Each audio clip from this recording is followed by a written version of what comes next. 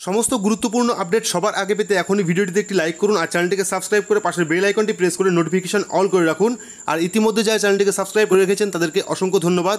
আপনারা হয়তো সকলেই জানেন যে প্রধানমন্ত্রী আবাস যোজনায় প্রত্যেক গরিব পরিবারকে ঘর বানানোর জন্য 3 কিস্তিতে 1,20,000 টাকা দেওয়া হয়।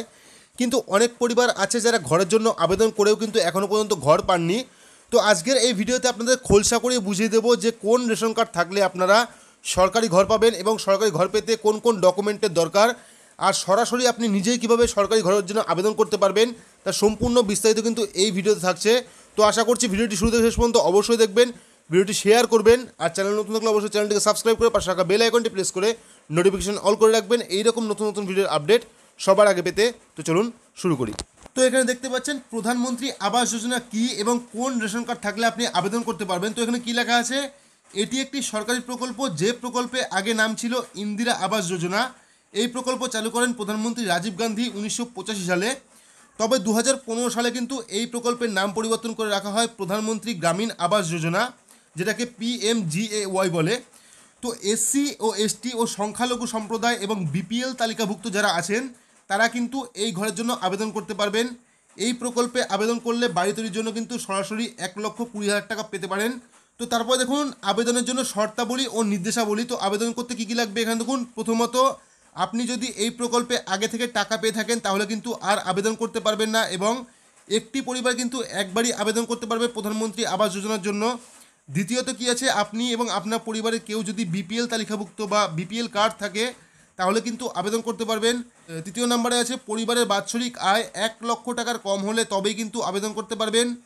4 নম্বরে আছে আপনার পরিবারে বা আপনার যদি কোনো সরকারি চাকরি থাকে তাহলে কিন্তু আবেদন করতে পারবেন না। 5 নম্বরে ভারতের কিন্তু স্থায়ী বাসিন্দা হতে হবে এই প্রকল্পে নাম রেজিস্ট্রেশন করতে গেলে।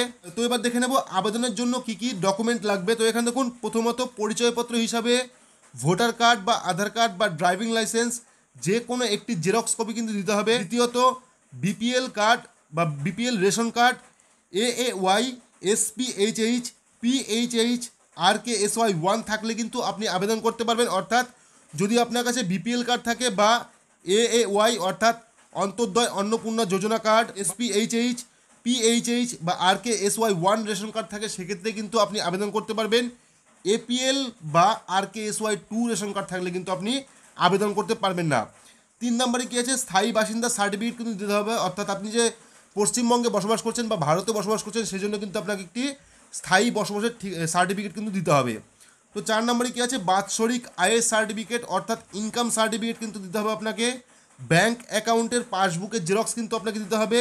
6 নম্বরে কী আছে, পাসপোর্ট সাইজের 2 কপি কালার ফটো কিন্তু আপনাকে জমা দিতে হবে। তো আমরা এর আগে একটা ভিডিও করেছিলাম যেখানে দেখিয়েছিলাম যে প্রধানমন্ত্রী আবাস যোজনা গ্রামীণের ফর্ম আপনারা কোথায় পাবেন, কিভাবে ফর্ম ফিল আপ করবেন। লিঙ্ক কিন্তু আমরা ডেসক্রিপশন বক্সে দিয়ে দিয়েছি, সেখানে গেলে দেখতে পারবেন যে প্রধানমন্ত্রী আবাস যোজনার জন্য কিভাবে ফর্ম ফিল আপ করতে হয়, কোথায় জমা করতে হয়, ফর্মটি কোথায় পাবেন তার বিস্তারিত কিন্তু সেই ভিডিওতে আছে। তো আশা করছি বুঝতে পেরেছেন যে প্রধানমন্ত্রী আবাস যোজনা গ্রামীণের জন্য অ্যাপ্লাই করার জন্য আপনার কোন রেশন কার্ড হওয়ার দরকার, কোন কোন ডকুমেন্ট লাগে, কীভাবে আবেদন করবেন তার সম্পূর্ণ বিস্তারিত কিন্তু বোঝালাম।